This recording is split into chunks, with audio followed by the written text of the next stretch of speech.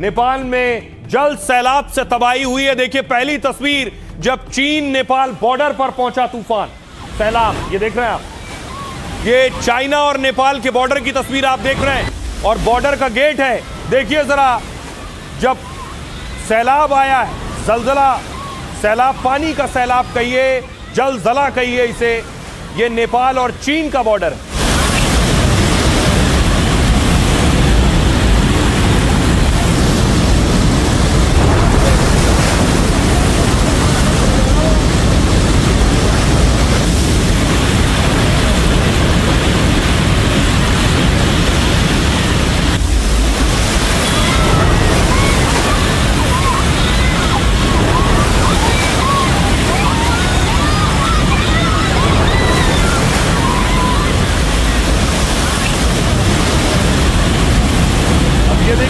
ये जो गेट आप देख रहे हैं चीन और नेपाल का बॉर्डर है। जब नेपाल से बाढ़ आई, ये पूरा पानी, इसका रफ्तार देखिए, इसका वेग देखिए कितना तेज था कि सब कुछ बहा ले गया, सब कुछ तबाह और बर्बाद कर दिया इसे।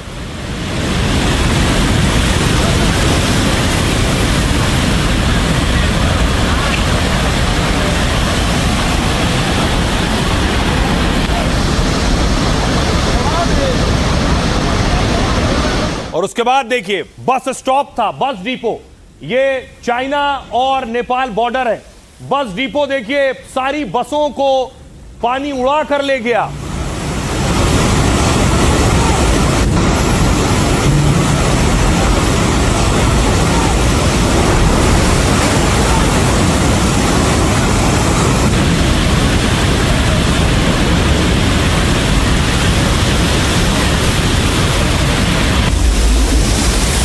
देख रहे हैं बस खड़ी है और पानी का बहाव देखिए जरा, इतनी तेज पानी आया है कि खिलौनों की तरह बस पानी में बहती हुई चली गई।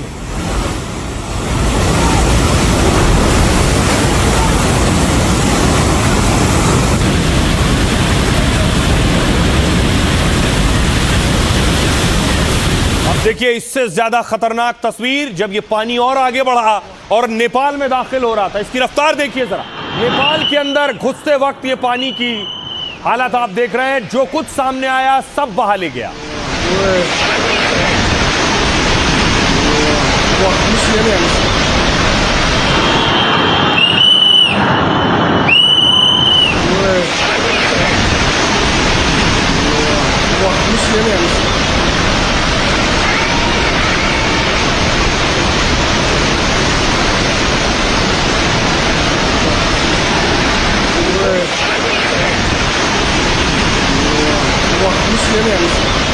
पानी देखिए और आगे बढ़ा तो नेपाल का ब्रिज आप देख रहे हैं अपने साथ ब्रिज को बहा ले गया है, पूरा ब्रिज बह गया है।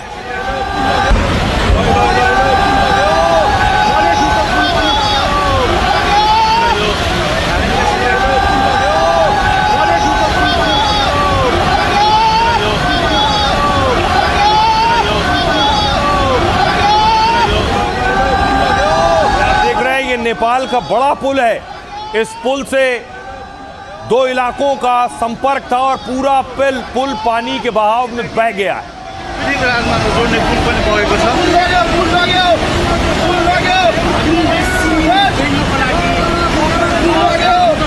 और पुलों को तोड़ता हुआ जब ये पानी आगे बढ़ा तो देखिए घरों तक पहुंचा है। ये घर डुबो ले गया। ये कार जो आप देख रहे हैं, आगे गाड़ी खड़ी है, वैगनआर गाड़ी है, शायद पूरी गाड़ी को पानी अपने साथ बहा ले गया।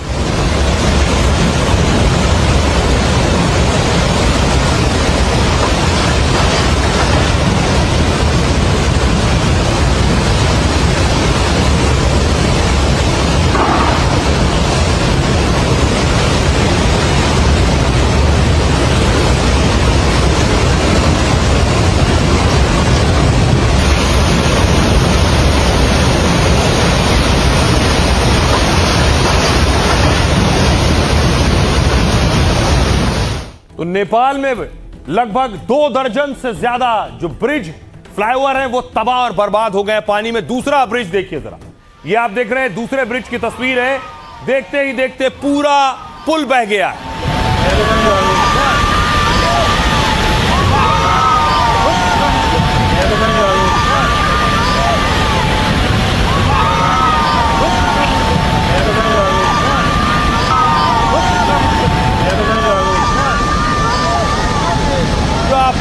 बहता चला गया पानी के बहाव में।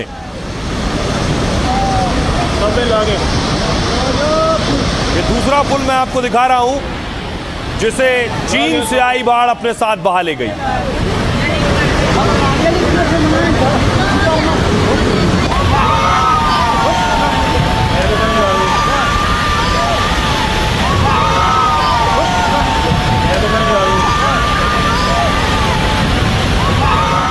पुल बहा ले जाने के बाद देखिए हालात पानी और आगे बढ़े और ये जो घर आप देख रहे हैं इन घरों में तबाही आई, घरों को अपने साथ बहाया।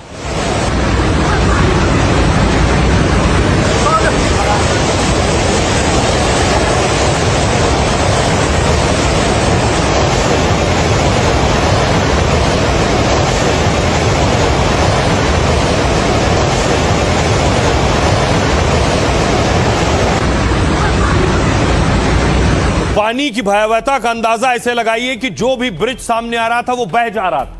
ये देखिए एक और ब्रिज आप देख रहे हैं, ये जो ब्रिज है ये ढांचा बना हुआ है, आयरन का ब्रिज है और उस पूरे पुल को अपने साथ पानी बहा ले गया।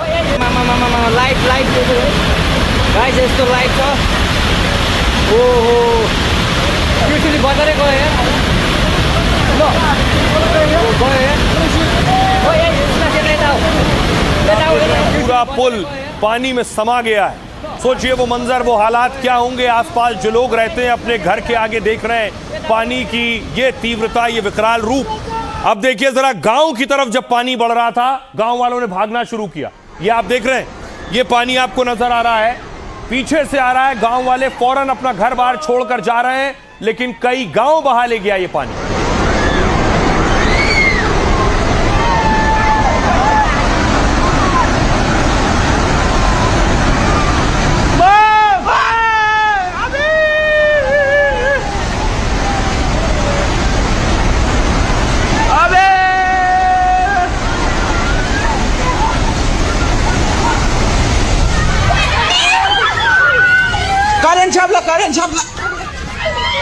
अब आइए आपको बताऊं ये सैलाब आया कहां से। कहा गया ये चीन से आया। शिकायत की गई कि चीन ने पहले अगर नेपाल को बता दिया होता तो जान माल का नुकसान ना होता। अब मैप के जरिए मैं आपको दिखा रहा हूं, देखिए कहां से आया। ऊपर के हिस्से में देखिए कहा गया चीन के इलाके में जो तिब्बत का हिस्सा है, ऊपर आपको ग्लेशियर लेक दिख रहा है, पीले रंग से लिखा हुआ ग्लेशियर जो है ये ग्लेशियर फटे और उसके बाद ये आप देख रहे हैं ये जो भोटे कोशी नदी है, ये जो आप नदी देख रहे हैं ये भोटे कोशी नदी में सैलाब आया, इसका स्तर बढ़ा और इसने विकराल रूप लिया। ये नीचे उसके बाद चीन से, चीनी तिब्बत के हिस्से से नेपाल में दाखिल हुआ और नेपाल में नीचे आप देख रहे हैं रसुआ शहर में सबसे ज्यादा तबाही हुई है। तो काठमांडू के उत्तर में स्थित रसुआ जिले में बाढ़ आई है। यह इलाका तिब्बत से सटा हुआ है, चीन के साथ नेपाल के व्यापार मार्ग में आता है और पानी के तेज बहाव में चीन नेपाल फ्रेंडशिप ब्रिज बह गया है। यह रूट था इस बाढ़ का। अब आपको दिखाऊं चीन में भी बाढ़ आई हुई है। चीन के हालात देखिए जरा, पहले चीन में आई, अगर चीन चाहता तो नेपाल को बचा सकता था। यह आप देख रहे हैं चीन का ड्रोन व्यू, घर देख रहे हैं, चारों तरफ पानी पानी आपको नजर आ रहा है।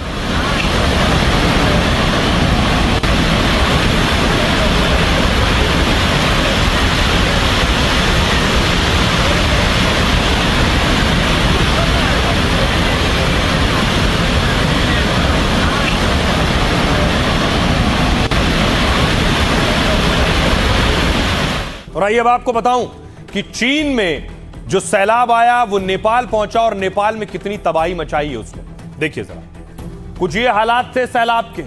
पानी का बहाव देखिए जरा, तिब्बत से अचानक बाढ़ का पानी नेपाल में घुसा है। नेपाल के रसुआ जिले में बाढ़ ने भारी तबाही मचाई है। भोटे कोशी नदी का जलस्तर अचानक बढ़ गया, उसके बाद यह हाल हुआ। रसुआ का एक हाइड्रो पावर प्रोजेक्ट बाढ़ की चपेट में आ गया। रसुआ में बाढ़ के चलते एक पुल बह गया। नेपाल के नुवाकोट जिले में भारी तबाही हुई है। सोचिए बाढ़ से एक दो नहीं, नेपाल में 22 पक्के पुल बह गए। नेपाल में बाढ़ से पुलों का नेटवर्क ध्वस्त हो गया है। भोटे कोशी नदी के तांडव से 27 पुल ध्वस्त हुए हैं। बाढ़ से नेपाल में सड़क व्यवस्था पूरी तरह से ध्वस्त हो गई है। 22 सोचिए कंक्रीट पुल और 5 बेली ब्रिज बह गए। शुरुआत में रसुआ में फंसे लोगों को निकालने के लिए हेलीकॉप्टर भेजा गया, लेकिन वो बिना उतरे काठमांडू लौट आया। हालात इतने खराब थे, बाढ़ के पानी में स्थानीय हेलीपैड बह गए, पायलट को उतरने के लिए सुरक्षित जगह तक नहीं मिली और टिमुरे गांव का बड़ा हिस्सा नजर तक नहीं आ रहा है, यानी गांव के गांव बहा ले गया ये सैलाब। नेपाल के पीएम बालेन शाह ने सेना तैनात करने के आदेश दिए। नेपाली सेना, सशस्त्र पुलिस बल और नेपाल पुलिस को भेजा गया है। अतिरिक्त एम्बुलेंस और मेडिकल स्टाफ भी भेजा जा रहा है। लोगों को सुरक्षित जगह जाने की सलाह दी गई है। अब आपको दिखाऊं दूसरी तस्वीरें कि अब आखिर बचाव कैसे होगा। पहले तबाही का मंजर देखिए जरा, यह है तबाही का मंजर। आप देख रहे हैं, जहां तक नजर जाएगी आपको तबाही के निशान दिखाई देंगे। देखिए, घर मलबे में दब चुका है, जो मलबा पानी के साथ बहकर आया है। घरों की छत जो है वो जमीन पर आ गई है क्योंकि अंदर सब मलबा भरा है।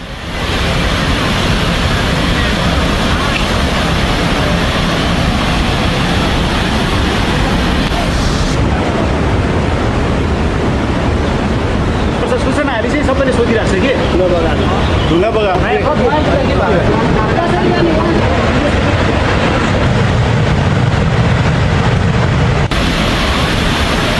अब देखिए, तबाही की तस्वीरें आपने देखी। ये देखिए, लोगों के घर बार तबाह हो गए। जो सिलेंडर पड़े, लोग सिलेंडर उठा रहे हैं कि अब सब कुछ बह गया तो खाना कैसे बनेगा। तो सिलेंडर कम से कम उठा ले, गैस जला सके और खाना बना सके।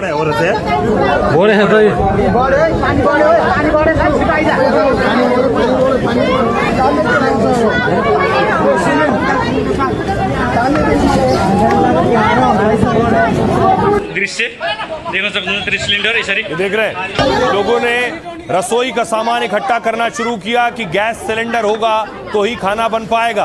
उसके बाद रेस्क्यू शुरू हुआ, लोग फंसे हुए। आप देख रहे हैं, हेलीकॉप्टर लगाया गया छत पर। देखिए, एक युवक अपनी शर्ट उतारकर उसने घुमाया, हेलीकॉप्टर को इशारा किया कि मैं यहाँ फंसा हूं, मुझे बचाओ। हेलीकॉप्टर पहुंचा रेस्क्यू के लिए।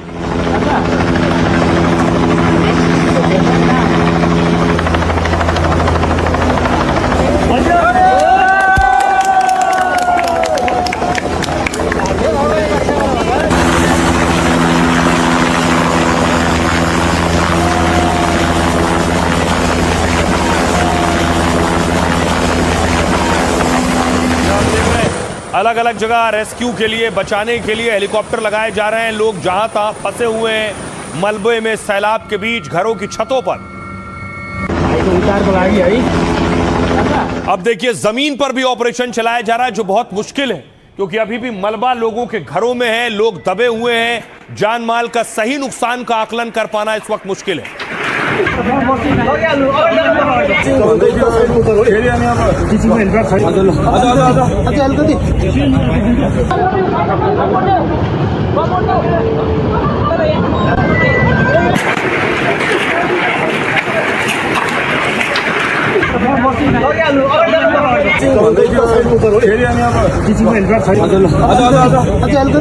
अब देखिए जरा, बड़ी बात यह है कि भारत के भी 100 लोग लापता हैं नेपाल में, जिनकी तलाश जारी है।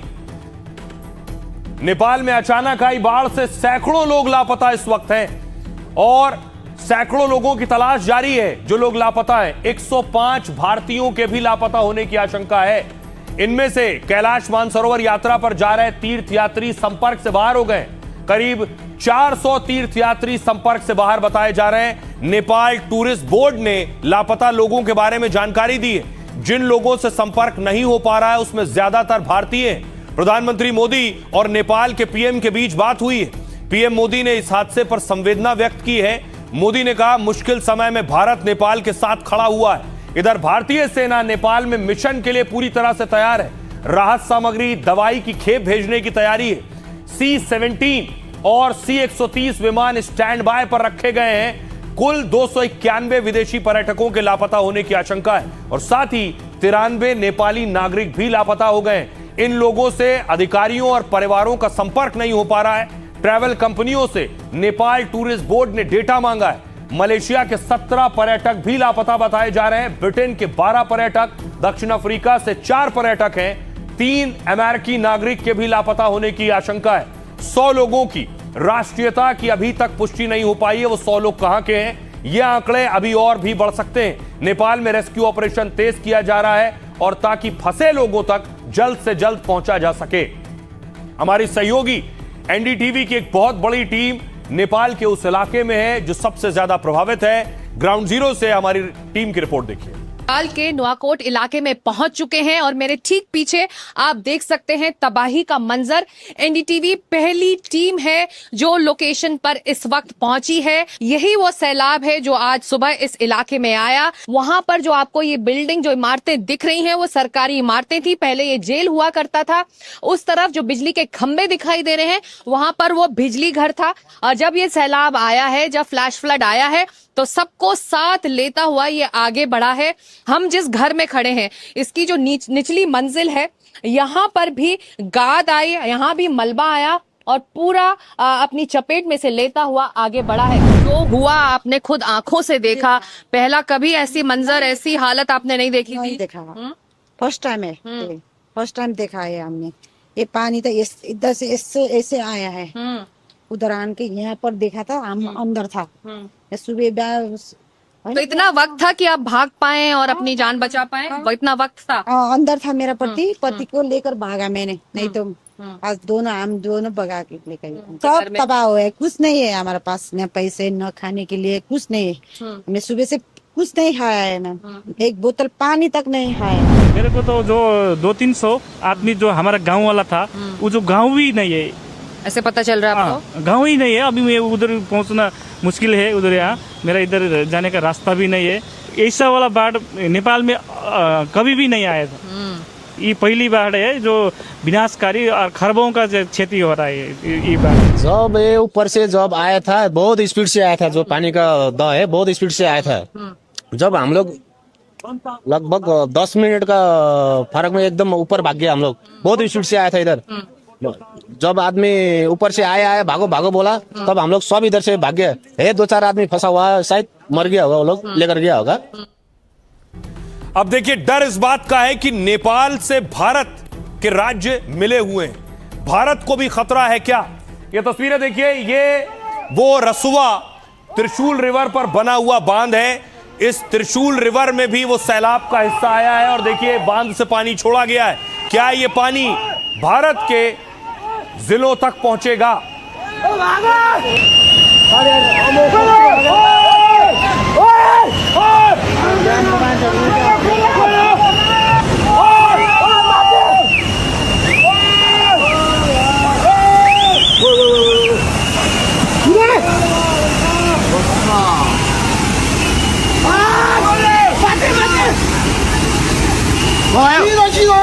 अब देखिए जरा, बिहार में अलर्ट हो गया। बिहार की तस्वीर आप देख रहे हैं। बिहार में बाकायदा अनाउंसमेंट किया जा रहा है, ऐलान किया जा रहा है, लोगों को हिदायत दी जा रही है किनारे इलाकों से हट जाएं। कैलाश नगर के ग्रामीणों को सूचित किया जाता है कि गंडक नदी में तेजी से पानी बढ़ने की आशंका व्यक्त की जा रही है। इसलिए सभी ग्रामीण अपने अपने घरों में सतर्क रहेंगे, कभी भी पानी बढ़ सकता है और बच्चों को नदी किनारे नहीं आने देंगे। ठीक है, क्लियर है? तो सब अगल बगल जितना घर है उस सबको भी, जिसको नहीं मालूम है उसको जानकारी आप लोग दे दीजिए कि पानी एक बैग गंडक नदी में बढ़ेगा तेजी से, कि आपको भागने का मौका नहीं देगा। इसलिए पहले से सतर्क रहिए। तो बाकायदा प्रशासन अनाउंसमेंट कर रहा है, सतर्क रहिए। अब देखिए क्या बिहार में खतरा है। बिहार की 2 नदियां कौन कौन सी मैं आपको बताऊं। सबसे पहले देखिए जरा, गंडक नदी, नेपाल में आई बाढ़ का असर बिहार में दिखने लगा है। नेपाल से आने वाला पानी कुछ घंटों में बिहार पहुंच सकता है। गंडक बैराज के सभी गेट खोल दिए गए और बिहार में भी 8 जिलों में अलर्ट जारी किया गया है। पश्चिमी चंपारण, पूर्वी चंपारण, गोपालगंज, सारण, मुजफ्फरपुर, वैशाली, सीतामढ़ी और शिवहर शामिल हैं। एनडीआरएफ और एसडीआरएफ की टीमें भी तैनात हैं। साथ ही इसके अलावा देखिए, कोसी नदी, गंडक के साथ कोसी बेसिन से जुड़े जिलों में भी निगरानी हो रही है। सुपौल, सहरसा, मधेपुरा और अररिया में सतर्कता बढ़ा दी गई है। भोटे-कोशी नदी तिब्बत से निकलकर नेपाल में आती है और आगे जाकर सुनकोशी नदी में मिल जाती है और फिर यही सुनकोशी नदी आगे चलकर सप्तकोशी नदी में मिलती है। बिहार में कोसी नदी से के नाम से इसे जाना जाता है। अब देखिए, ये आगे बढ़ेगा पानी तो यूपी में भी आएगा।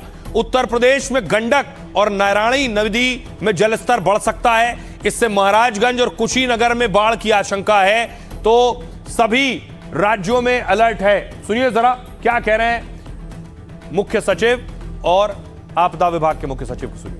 2.5 लाख क्यूसेक वाल्मीकि नगर बैराज पर इसका पानी का असर आने की संभावना है। मुख्य सचिव महोदय ने अभी सारे जिलाधिकारियों और एसपीज और साथ में जो आपदा प्रबंधन के पदाधिकारी हैं उन सभी के साथ वीडियो कॉन्फ्रेंसिंग की और सबको ये निर्देश दिया गया, विशेष रूप से बेतिया, मोतिहारी और गोपालगंज और मुजफ्फरपुर, छपरा के डीएम्स को, कि जो लो लाइंग एरिया में लोग रह रहे हैं तटबंधों के अंदर, उनको इवैक्यूएट कराने के लिए, बाहर निकालने के लिए, ताकि फ्लैश फ्लड से कोई बह ना जाए, जान माल का नुकसान ना हो।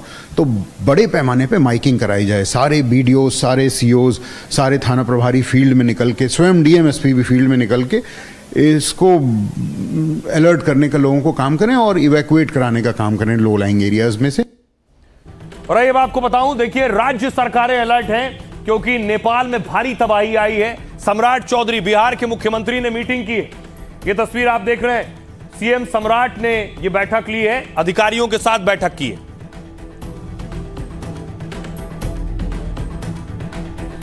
अब देखिए राज्य सरकारों की तैयारी क्या है, उनके राज्य तक ये बाढ़ का पानी अगर पहुंचेगा तो कैसे निपटना है। नेपाल में तबाही के बाद बिहार में हाई अलर्ट है। गृह मंत्री अमित शाह ने सीएम सम्राट चौधरी से बात की है। अमित शाह ने हर संभव मदद का भरोसा दिया है। एनडीआरएफ टीमों को तैयार कर दिया गया है। बिहार में आपदा प्रबंधन विभाग ने अलर्ट जारी किया है। कोसी, बागमती और गंडक के इलाकों में निगरानी बढ़ाई गई है। एनडीआरएफ, एसडीआरएफ की अतिरिक्त टीमें तैनात की जा रही हैं। गोपालगंज में एनडीआरएफ टीम भेजी जाएगी। मुजफ्फरपुर में टीम स्टैंड बाय रहेगी। बेतिया में करीब 2 घंटे में टीम की तैनाती की जाएगी। जरूरत पड़ने पर नाव, शेल्टर और सामुदायिक रसोई की व्यवस्था होगी। बिहार में हर साल नेपाल से आने वाली नदियों के कारण बाढ़ से तबाही होती है। यूपी में भी पूरी तैयारी है। नेपाल से सटे उत्तर प्रदेश के इलाकों में हाई अलर्ट जारी किया गया है। सीएम योगी आदित्यनाथ ने इसके निर्देश जारी किए हैं। योगी ने नेपाल में तबाही पर चिंता जताई। योगी ने भगवान पशुपतिनाथ से सभी के सकुशल होने की प्रार्थना की है। बाढ़ की आशंका को लेकर प्रशासन को पूरी तरह सतर्क रहने के यूपी में निर्देश दिए गए। प्रशासन को आवश्यक तैयारियां सुनिश्चित करने को कहा गया है। सुनिए जरा एनडीआरएफ कमांडेंट क्या कह रहे हैं। बहुत हाई अलर्ट पे है क्योंकि ये जो सारा नीचे डाउनस्ट्रीम आता है ये गंडक को ही स्ट्राइक करेगा और वहां पे जो बैराजेस हैं, जैसे जैसे बैराजेस से पानी छूटेगा तो उसमें नीचे की स्थिति में बाढ़ आने का अंदेशा है। पूरा एडवाइजरी दे दिया था स्टेट गवर्नमेंट्स को कि इसमें बाढ़ आने का अंदेशा है। तो हमारी एडिशनल टीम्स भी तैयार हैं। जैसे जैसे जहां पे भी स्टेट गवर्नमेंट को लगेगा कि वहां पे एनडीआरएफ की जरूरत है तो एनडीआरएफ अपनी टीम डिप्लॉय करेगा। जो भी नाविक है, मछुआरे हैं, मवेशी वाले हैं, या खेतीहर जो भी हैं, सब लोगों को मना किया गया है कि आप लोग 48 घंटे तक निचले इलाके में नहीं जाएं, सावधानी पूर्वक रहें। और टोटल जो भी रिंग बांध है, रिंग बांध पे भी प्रशासन के द्वारा गश्ती बढ़ा दी गई है। जैसी सूचना प्राप्त है कि रात होते होते पानी गोपालगंज की सरहद में भी घुसेगा और इसीलिए हम समय रहते जिला प्रशासन सभी गाँव वासियों को, पंचायत वासियों को सूचित कर रहा है कि निचले स्तर पे बांध के उस तरफ नहीं जाना है। जो 48 घंटे है वो बहुत सचेत रहने के लिए, घबराने की बात नहीं है। कोई भी ऐसा नहीं, इतना भी पानी नहीं आएगा कि पानी गाँव के अंदर घुस जाए, परंतु हाँ ये जरूर है कि पानी बहुत तेजी से आएगा, तो इसलिए अब खतरे वाली जगह पर नहीं जाना। कुछ निचले इलाकों में हो सकता है पानी थोड़ी देर के लिए आए फिर वो निकल जाएगा। तो इसमें हम लोग यही कर रहे हैं कि हम लोगों ने सभी जो क्षेत्रीय पदाधिकारी हैं सबको मोबिलाइज कर दिया है। सब लोग निचले इलाकों में जा रहे हैं, लोगों से अपील कर रहे हैं कि जब अगर पानी बढ़ता है तो वो लोग जो ऊंचे वाले इलाके में आ जाएंगे अपने, और जैसे ही पानी निकल जाएगा फिर आगे वो लोग वापस जा सकते हैं। अत्यधिक मात्रा में जो है पानी आने की संभावना है, तो निचले इलाके में जो भी बसे हुए लोग हैं उनको जो है ऊंचे स्थान पे अपना कीमती सामान और पशु और स्वयं जो है अपने आप को विस्थापित करने हेतु जो है निर्देशित किया गया है। इसी क्रम में अभी जो है जायजा लिया जा रहा है कि कितना क्यूसेक पानी अभी वर्तमान में, और लगातार मॉनिटरिंग की जा रही है। अब सवाल यह है कि आखिर ये तबाही कैसे आई। बताया जा रहा है क्या ग्लेशियर के जरिए तबाही आई, ग्लेशियर फटा और सैलाब आया। देखिए कैसे ग्लेशियर फटते हैं। विशाल आकार के गतिशील बर्फ को ग्लेशियर कहते हैं। यह भारी बर्फ अपने वजन और गुरुत्वाकर्षण के कारण नीचे गिरती है। यह ठंडे इलाकों में कई सालों तक बर्फ के जमने से बनता है। नेपाल के रसुआ में 24 घंटे में 7 मिलीमीटर तक बारिश हुई। मतलब बारिश की वजह से अचानक बाढ़ नहीं आई। शक है कि तिब्बत में ग्लेशियर झील फटने से तबाही मची। झील फटने से अचानक पानी भोटेकाशी नदी में आ गया। भोटेकाशी बेसिन में 122 ग्लेशियर झीलें हैं। कौन सी झील फटी इसकी अभी पुष्टि नहीं हुई है। सैटेलाइट इमेज और तकनीकी जांच से पता लगाया जा रहा है। ग्लेशियर झील के सामने बर्फ, मिट्टी, पत्थर और मलबे जैसी संरचना होती है। यह प्राकृतिक बांध की तरह ग्लेशियर झील को रोके रहते हैं, लेकिन जैसे ही यह बांध कमजोर पड़ जाता है या टूट जाता है, झील का पानी अचानक नीचे की ओर बहने लगता है। इसे ही ग्लेशियर झील फटने से बाढ़ का आना कहते हैं। अब सुनिए, बिहार और उत्तर प्रदेश में भी अलर्ट है। क्या कह रहे हैं वहां के नेता और मंत्री। एकदम उस पर पूरी तरह हाई लेवल टीम गठन कर दिया गया है। चीफ सेक्रेटरी, डीजीपी इसको मॉनिटरिंग कर रहे हैं और तुरंत मैं भी इसको बैठक कर रहा हूं। जरूरत पड़ा तो मैं स्वयं भी वाल्मीकिनगर जाऊंगा। स्थिति तो थोड़ी कठिन है, लेकिन अभी का जो अनुमान है पानी आने का, वो हम लोगों के हिसाब से स्थिति को हम लोग नियंत्रण से बाहर नहीं जाने दें। 2.5-3 लाख आने की संभावना है। उस हिसाब से सतर्कता के सभी काम हम लोगों ने कर लिए हैं। जी हाँ, अभी हम बैठक कर रहे हैं, तो जो भी हमारी कोशिश रहेगी कि जल्द से जल्द हम बाढ़ अगर आए तो तुरंत हम उनको सहायता दें और जो भी जरूरतमंद है उनको हम उन तक हम पहुँचें। जिन राज्यों में या जिन क्षेत्रों में कहीं भी बाढ़ की स्थिति बनी है, पहले भी या जो अभी बनी हुई है, जैसे बिहार में बाढ़ की स्थिति बनी हुई है, या आगे भी कोई बाढ़ की चपेट में आएगा तो पूर्ण रूप से उसको सहयोग किया जाएगा। सभी क्षेत्रों में एनडीआरएफ की टीम तैयार है।